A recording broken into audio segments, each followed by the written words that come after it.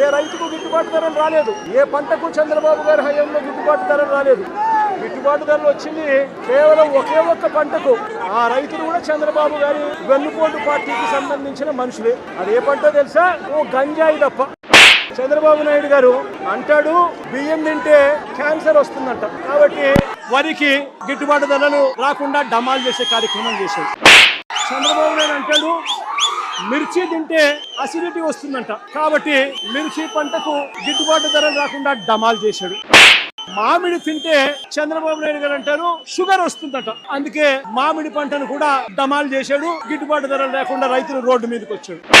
ఇక పొగాకు పరిస్థితి చూస్తే హెల్త్ దెబ్బతింటుందంట, పొగాకుకు మంచి రేట్ వస్తే అని పొగాకు రైతులకు కూడా ఇవాళ డమాల్ అనిపించాడు.